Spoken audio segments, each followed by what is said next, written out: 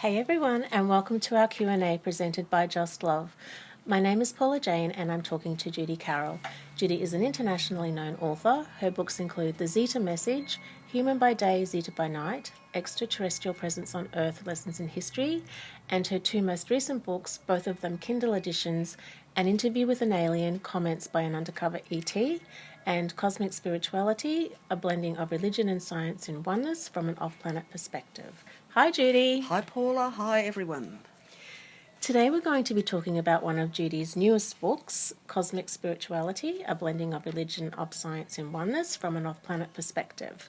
So Judy, you start out in this book by saying, connection reaches beyond any beginning. We are the same. I really love that. Those few words seem to evoke some kind of an ancient memory from within me. Do you want to comment further on what you mean by that? Yes, Paula, this beautiful piece was sent by a family member from upstairs who was very close to me, both there in our grey ET forms and also down here in our Earth human forms. What is being said here is that we are all an intrinsic part of God or source consciousness, which is eternal, with no beginning and no end. Source consciousness is pure energy, and energy cannot be created or destroyed. It just is. And as part of this source energy, we are all one and the same. And well, the very next line says, as time passes, you will know this without a doubt.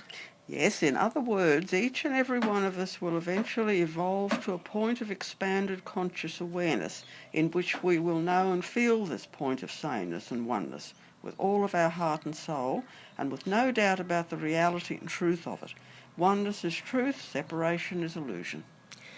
Yes, and as we navigate these times on Earth, these very interesting times, our consciousness is expanding. We are evolving and we are understanding more and more of what that means.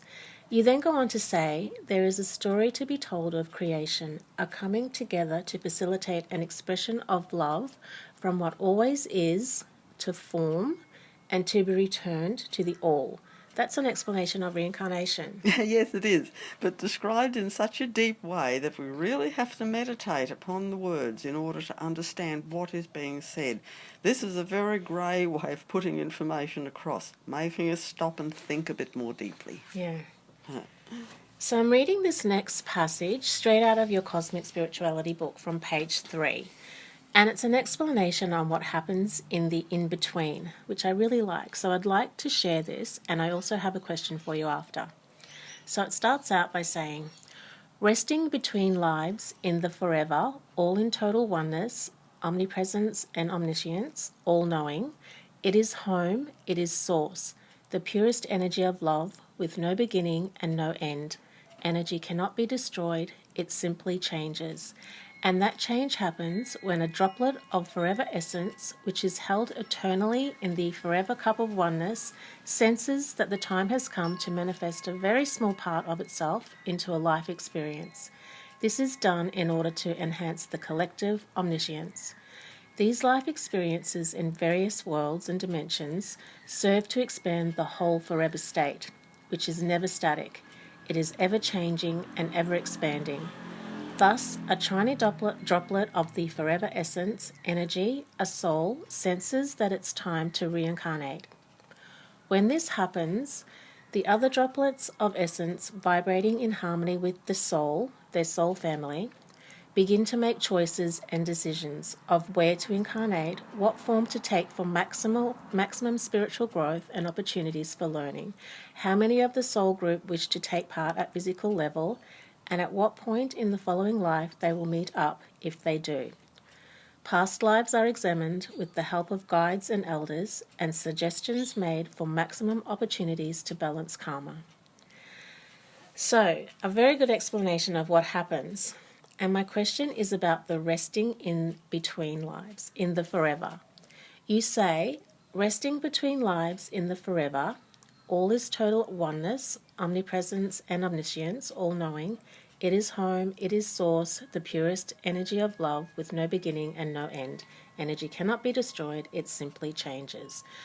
So from the sound of what you're saying, we go back to being a part of source until we decide to reincarnate.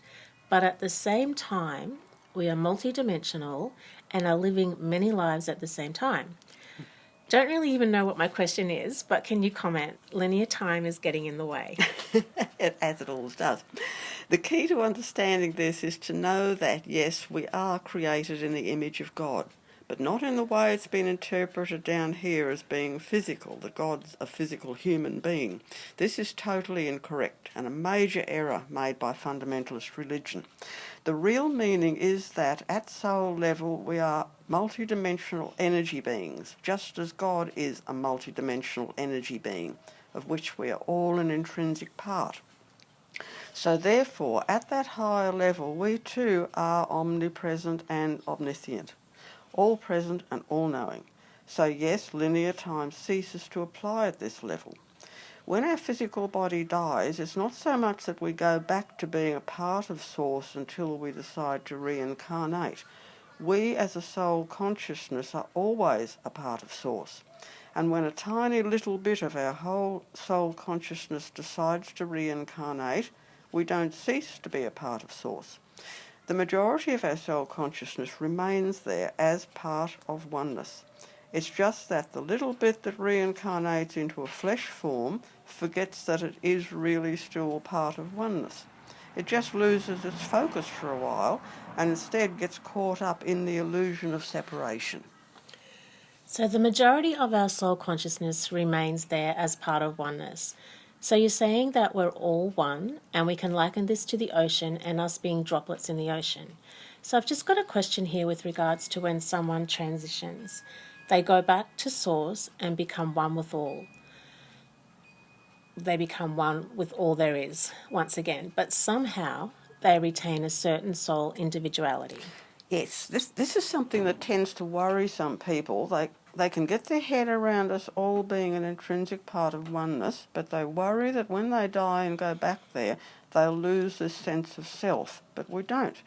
It's the same as when we begin to open up more of our conscious awareness, which is what evolution for humans is all about.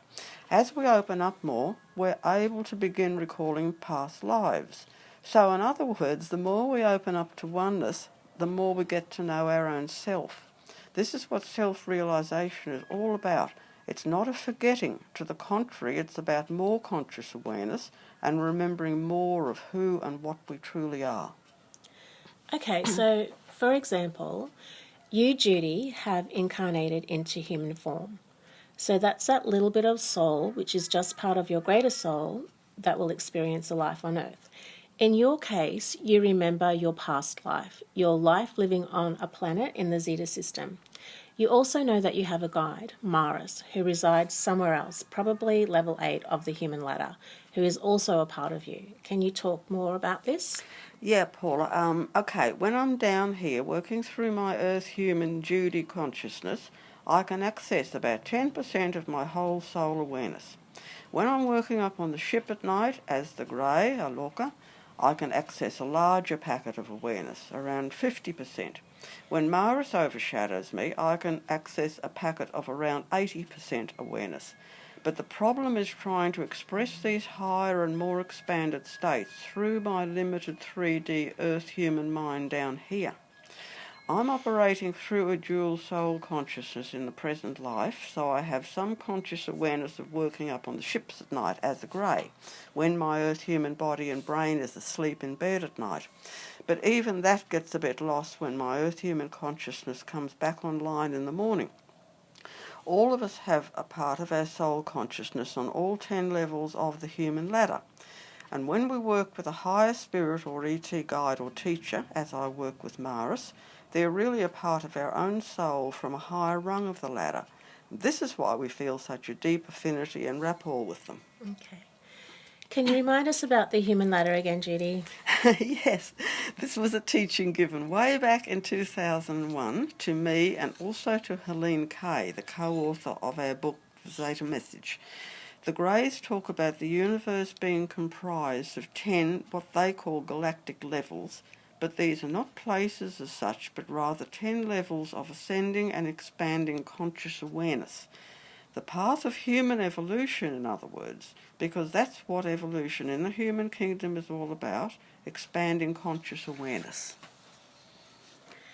And Earth is at a level. Earth is a level 1 planet. Yes, Earth's right down on level 1. So here we can only access around 10% of our potential conscious awareness. Once we've mastered life at this level, we can then consciously evolve to level 2, on which 20% conscious awareness can be accessed. And so it goes on right up to level 10, where we evolve to a point of full 100% consciousness. At this point, the need for physical life experience has dropped away and we're fully melded back into source energy. It's ones at this level that we think of as angels. At the same time, there is part of our soul consciousness at all levels. So, as I said before, when we're contacted by a spirit guide, an ET or an angel, it's very likely that they're simply a part of our own soul consciousness from higher up on the human ladder.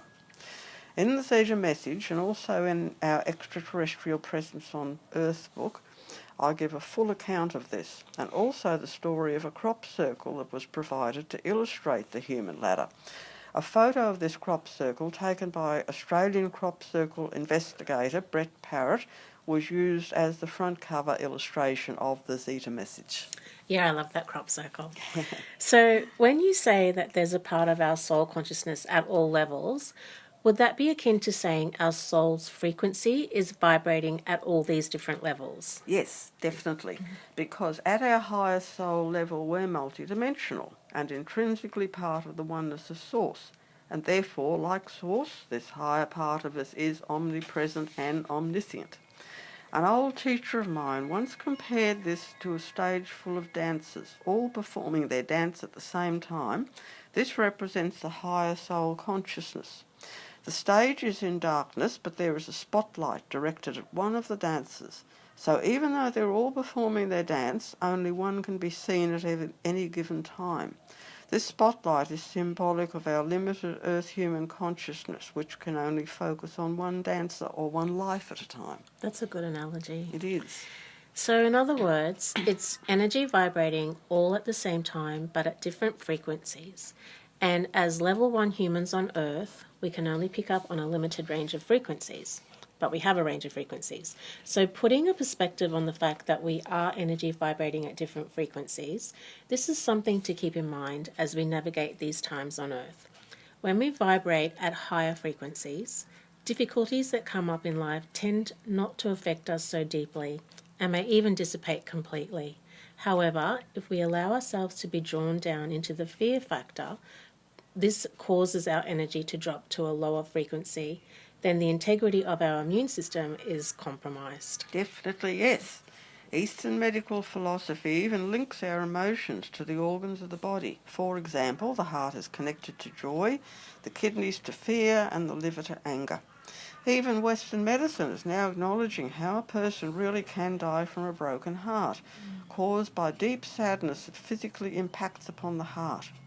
And of course, adrenaline, the fight and flight fear response of the body, is connected to the kidneys. So in other words, the calmer and happier you can be in your mind makes for a healthier body. I know it's not always easy, but we can at least try to make a conscious effort to step away from all the fear and drama that's being force-fed to us on a daily basis. Having a spiritual practice goes a long way to staying healthy and happy.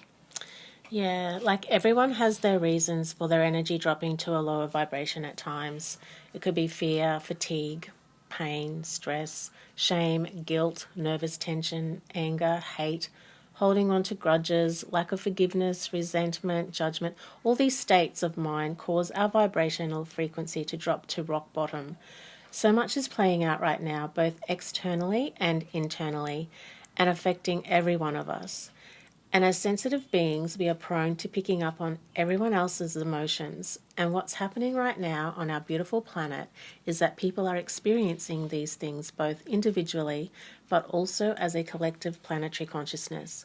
So doing our best to keep our personal energy vibrating at a higher frequency will give added protection to your immune system. Dr. David R. Hawkins, in his book Power versus Force, uses an energy scale to depict where we are vibrating energetically. So, for example, if you are in fear, you're vibrating at 100, and shame even drops to 20 hertz. So when you're in a state of joy, peace, and enlightenment, your energy frequency goes up to 700 plus hertz, and all the various emotions lie in between. So what helps us to vibrate on a high, healthy frequency? So like Judy said, having a daily spiritual practice, something that makes us feel good and uplifted, is really important. So doing what makes us happy, carrying out acts of kindness towards others, practicing forgiveness, compassion, and empathy all help tremendously. And as Bashar always tells us, follow your bliss. Have good old Bashar. Yeah. That is so interesting about those energy readings, Paula, and their connection to emotional states. We always talk about how the planetary controllers are doing their best to keep humanity in a state of fear, which in turn blocks our path of spiritual growth and evolution. What great proof. Fear is the lowest vibrational frequency and love is the highest. In other words, stepping away from fear is our path to freedom, and having a regular spiritual practice goes a long way to helping with this. Just be aware that spirituality and religion are not necessarily the same thing. The controllers have used religion over many millennia to keep humanity in a state of fear, and religion has caused many wars, so spirituality is the key here. I'd also like to add, be aware, but try not to give in to the fear. We have all of us agreed to be here at this time, and the bottom line is we are immortal spiritual beings. Our physical body is just a temporary vehicle or container for the soul consciousness that is the real you and me. We are not our physical body. Our body is only a tool through which the soul can experience physicality for the short span of a lifetime. Whether that lifetime is 1 year or 100 years makes no difference. Through reincarnation, it all balances out in the end. Yeah. Okay, so thanks for that, Judy. So let's all try to take this on board to help us through these tough times. It's a huge comfort to know that death is simply a transition to a higher state of being. It is not the huge, scary ordeal that we've been brainwashed by the controllers to believe. So if you want to read more about all of this, I'd just like to remind you all that Judy's books are available from Amazon, or you can go directly through Judy's website, which will be included in the link below. And if you like this video, please share it with your family and friends and subscribe to this channel. And until next time, sending you all so much love, and thank you all so much for listening, and bye for now.